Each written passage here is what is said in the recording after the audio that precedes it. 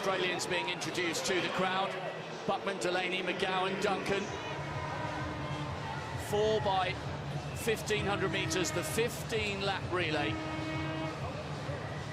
So it's Buckman of Australia, Cherono, Kenya, Babusia of Romania, and Kemp of the United States.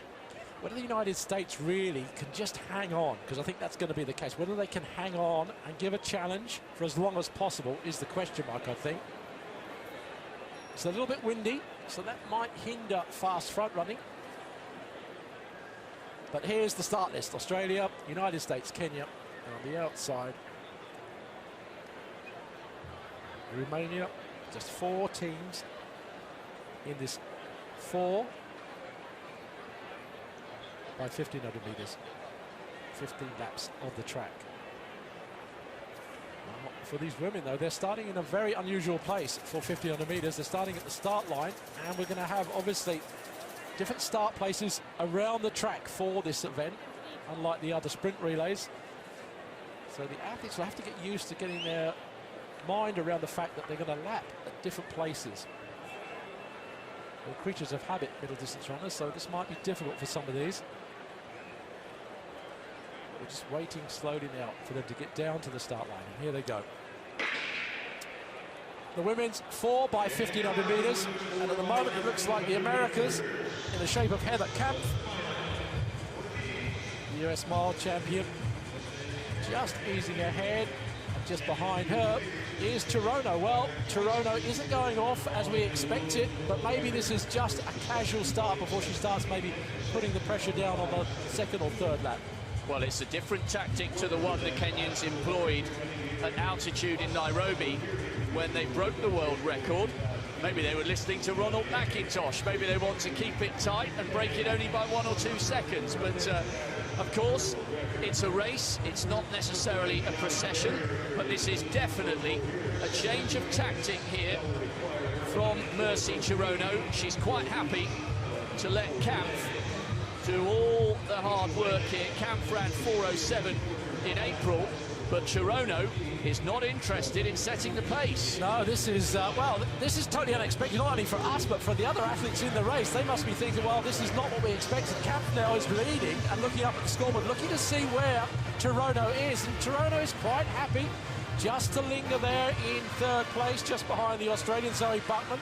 Zoe Buckman, the 3-time Australian champion and semi-finalist at the last Olympics. So she's a very, very good runner too. The Australians, I think, were hoping maybe to get 3rd place, but if this race develops like this, they may even get a little bit higher in the placings. It's not that slow though, Steve, just under 68 seconds for the first lap. Still fairly respectable. Yeah, I think it is, but what I think we thought we were going to see, Peter, is a charge from the Kenyans from the word go. But they're actually using their heads to a certain extent by not taking up too hard and maybe allowing the others to use them as a pacemaker for the other legs of the relay. Exactly, Steve, because it's going to be unfamiliar territory in context of this race for Kampf and Buckman, because they would have been the ones trying to hang on to the coattails of the Kenyans. That's what the conventional wisdom suggested. But Cherono has turned that completely on its head, and she's the one hanging on the shoulder as if this were an individual 1,500-meter race.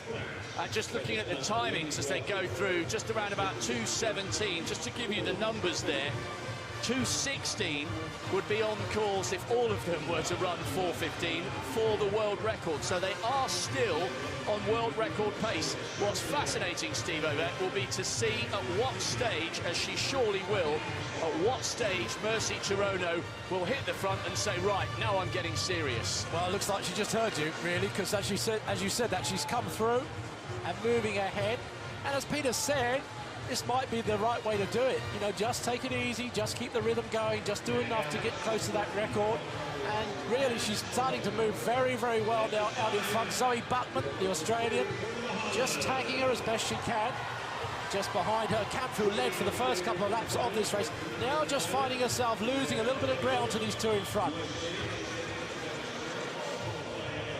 But Buckman really is running well. She's decided not to go back and rest on the heels of the Kenyan, but to move up and maybe just give herself a bit of a chance at the changeover of giving the Australians the lead for the first time in this race. 64 seconds that lap, a definite speeding up. You can see that. Look at Chirono. Her arms are working hard. Her legs are pushing hard. But Buckman, though, as I say, semi-finalist at the Olympics, is no mean performer. Although her style looks totally different, she is still keeping up there. And just beginning to suffer a little bit now, perhaps, as Chirono tries to pour it on, but she is hanging tough, remaining right in contention with Chirono, and on the shoulder, perhaps threatening to pass. Well, it's now we're coming up to one of the strange changeovers. It's just at the beginning of the home straight. Chirono is working hard. She can see her teammate just in front of her now, and the batters are going to be changed over, obviously, with Kenya in front, Australia second, and America third. But look at the time, 4-6. The record's going to be annihilated. Absolutely nothing in it between the first change and picking up the running for Kenya is Faith Kipyegon.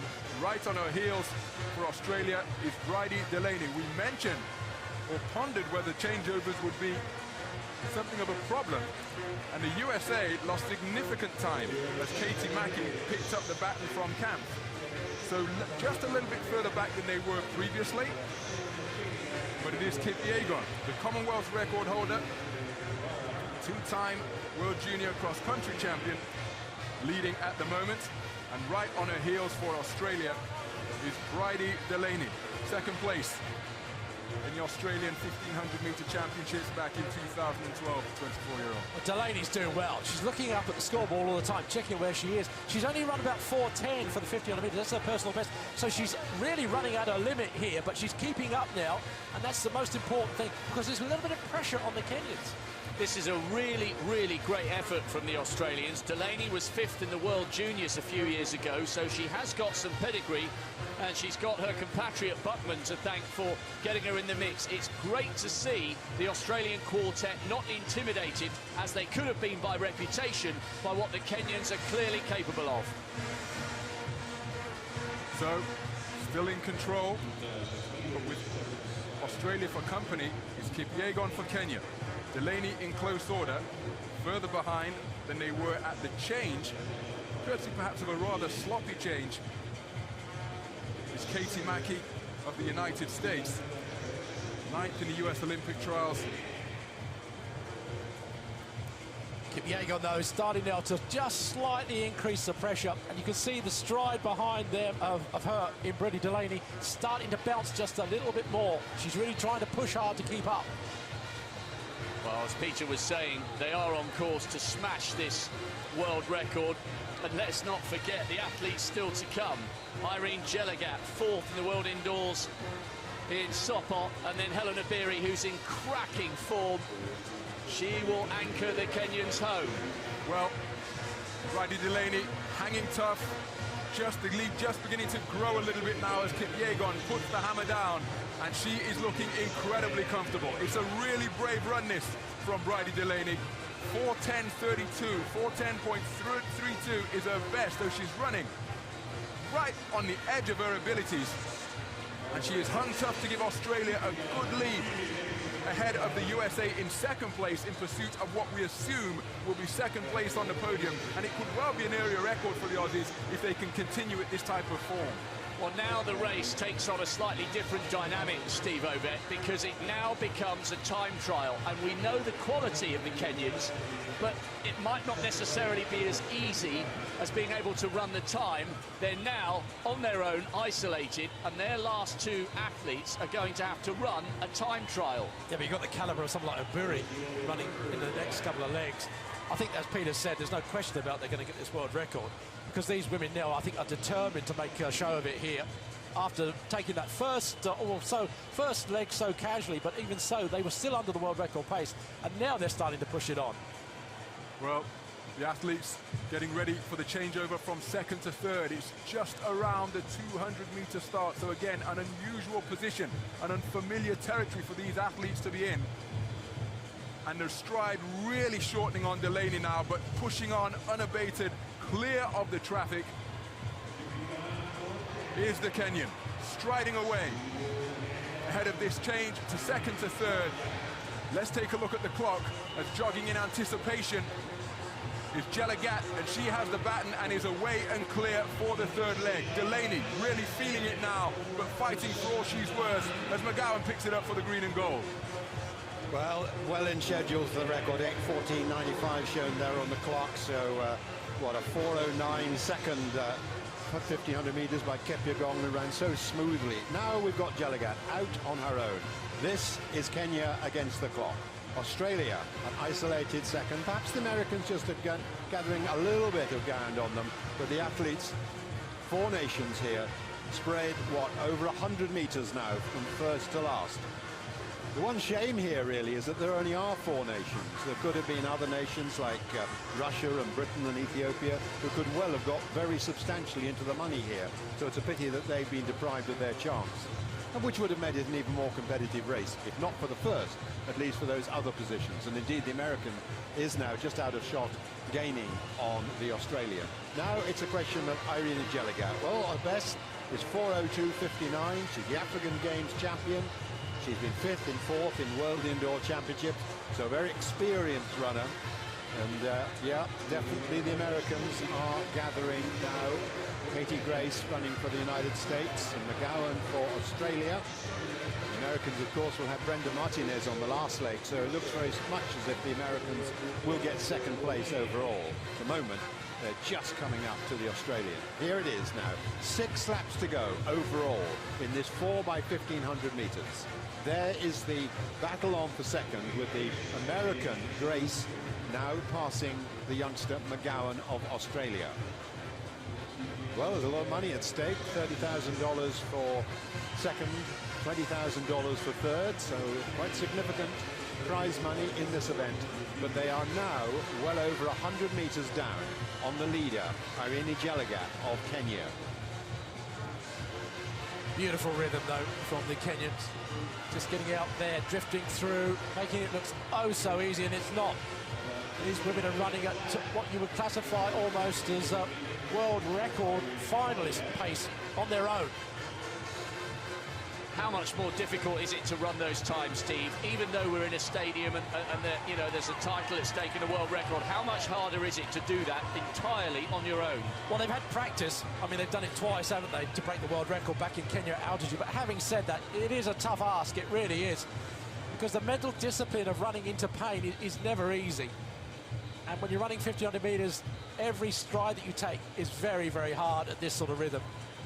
So, Steve, when you're in this type of position and it's you against the clock and you're out on your own by such a large distance, where do you place your focus of attention? How do you retain that focus to keep up that metronomic type of pace at such a high level? I've got no idea. I've never been in that position. To be absolutely honest, I would never want to be in that position. But these women are doing it very, very comfortably. This is true running. It really is at its best. Jelagat working hard now. Their teammates just behind her. You can see in the background, they know that she's on for world record pace. They've done the job. Well, an isolated second for Kate Grace now of the United States, 4th in the US Championships last year. She's an athlete making a fair bit of progress now towards the top ranks in the States at the age of 25. Now it's Jelagat coming up to 4 laps to go. So she'll hand over on the last leg. The Kenyans have got the formidable figure of Helen Obiri. I think Jelagat may have just slowed a little bit off the tempo, but they're way, way inside world record schedule. We'll take a check on that as she comes in for this final handover. What, about 70 meters to go. She'll find Obiri at the traditional 1,500 meters start, effectively. And the time clocking up to 12:26 or thereabouts. Well, they're online for something around 16:30. They are going to annihilate this world record, and look at the speed with which Helen Obiri has set off on this last leg. The Americans out of shot. It's been a good effort by Kate Grace. Brenda Martinez, the 800-meter specialist, now just taking on the baton. She will hope to stay away and clear from the Australians in second place, but Obiri is absolutely sensational. She's flying around. This is just the first lap. She's running almost like an 800-meter runner at this stage. Look at the arm movement, look at the leg movement compared to this woman here, Martinez. Much more relaxed, much more rhythmic. but you can see Berry is charging down this first lap. It's interesting to see, Peter, what sort of rhythm she's going to run it at. Well, that's the one danger for her, I suppose, isn't it? She does go a little bit too crazy, but she's far too experienced, surely. Just going past, what, the 1,500 metre start again now, 13:24. Wow, that's under a minute. Under a minute, yes. So she's running at 4-minute mile pace for women here on her own, which is totally ridiculous. Absolutely incredible, but we do have to bear in mind that she did storm to a new African and Commonwealth record over 3,000 metres in Doha. Martinez, lovely runner to watch, light on her feet, a great bronze last year. That was the American women's first bronze medal in the 800 metres, but Martinez is in a different race at a different pace, because it's all about Helena Beery out front and the clock. And she's focusing on the big screen, which will show her her own reflection, and surely she is going to tire in the closing stages. The Junkanoo band are still pounding out the tunes, and I just hope the crowd respond here as she comes down towards the finish, because we are witnessing, Steve O'Bett, something very, very special. Well, let's just see what she goes through this 800 metres in, because she's still keeping this rhythm going. Well, I reckon that's about a 2:2:23 800 metres she just run there. Yeah, she settled down a little bit. That was probably a 65-second lap, but it's still very quick. Martinez going well in second place. She's quite a way clear from Melissa Duncan. Duncan's not a bad athlete, ran 4:08 earlier this month for a new PB. Fourth in the World Youth a few years ago. There is the Australian, miles clear of the Romanians in third. And in fact, talking about the Romanians, it's not inconceivable that they will in fact be lapped, because here comes Abiri, and you can just see Simovic in the she's just out of shot at the moment. But this is an incredible piece of middle distance running from Helena Beery, bronze medalist in the 1,500 metres last year. Sensational. Now the bell then, the final lap in the women's 4x1,500 metres. It's not a question of if there's a world record, it's a question of by how much. The Kenyan quartet have stormed their way round. Helena Beery, bronze medalist in the 1,500 metres last year, is tiring a little bit, but she's drawing huge inspiration from the crowd, from her teammates. Here in the Bahamas, we are going to witness something very special. The world record is outside 17 minutes. Helena Beery, I think, is going to lap Simovic of Romania. Even more motivation and something at last to aim at for the woman who's been out front on her own, as the Kenyans are roared into the home straight here. This crowd are more used to watching sprinting, but they are responding to the excellence that they've witnessed here tonight. An incredible performance, a new world record. It's not just been beaten, it's been obliterated. 4 Kenyan queens have lit up this balmy Bahamian night in the Thomas Robinson Stadium.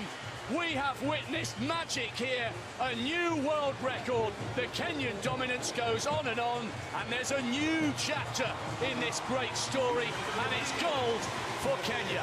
I hope you'll all agree, a thoroughly enjoyable evening of athletics. There's not much hanging around in this stadium. The presentations follow quickly. And here the Australians overshooting the presentation area. Great effort from the Australian quartet. Zoe Buckman, Bridie Delaney, Brittany McGowan and Melissa Duncan. A new area record, and I hope they've enjoyed their long, long journey to be here. Fair play to their first 2 athletes for really taking it to the Kenyans and not being intimidated by the context. I think they look as if they enjoyed it. They are $20,000 richer between the 4 of them. Great scenes. And hopefully, if there are other athletes who've passed up the opportunity to be here, they might watch this and think, actually, we need to be a part of this.